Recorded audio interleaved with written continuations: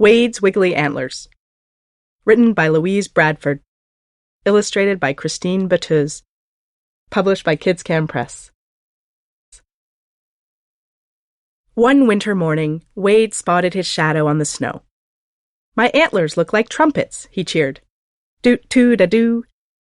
His friends all fell in line behind him, tooting imaginary horns and rat-a-tat-tatting make-believe drums.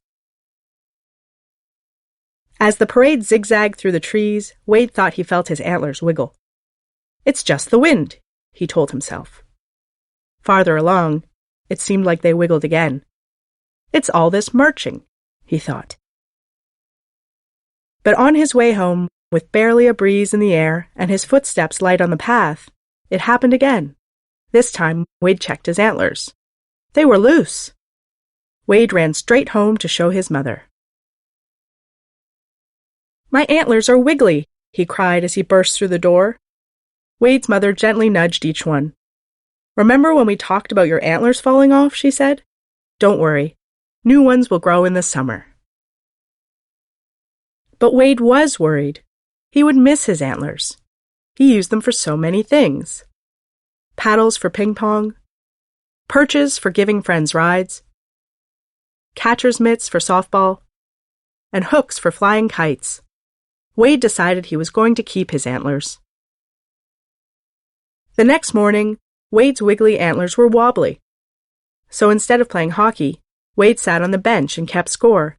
He didn't want to risk jostling his antlers.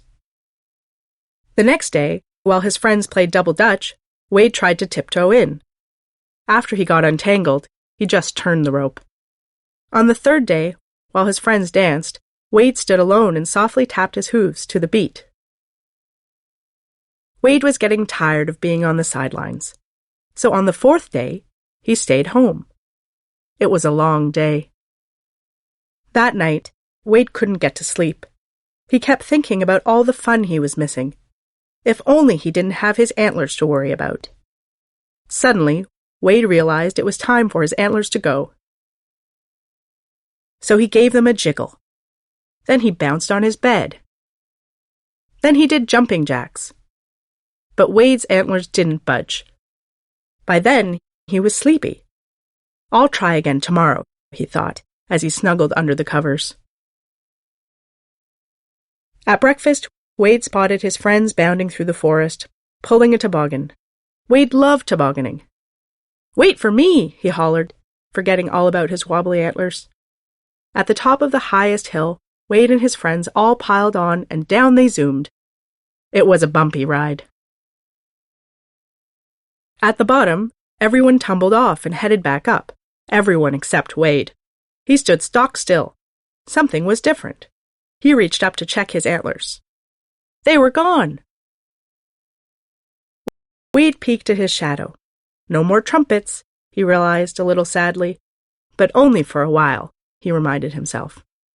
Wade couldn't wait to show his mother. He noticed how much lighter and freer he felt. This might not be so bad after all, he thought, as he hurried home. His mother brought out a special box. On the outside, they wrote, "Wade's first antlers." To celebrate, they made moss cupcakes with maple icing and had a party. Wade and his friends danced up a storm. For the rest of the winter and all through the spring, Wade ran faster and jumped higher than he ever had before. He zip-vined through the forest and won at hide-and-seek for the first time. He hardly missed his antlers at all. Then one summer morning, as Wade reached up to scratch an itch, he felt two bumps. His new antlers had sprouted. At first, Wade's antlers didn't look like antlers at all. Instead, they looked like fuzzy acorns. Then a pair of nuttapolts. Then coat hooks. And by autumn, doot-toot-a-doo, bigger trumpets.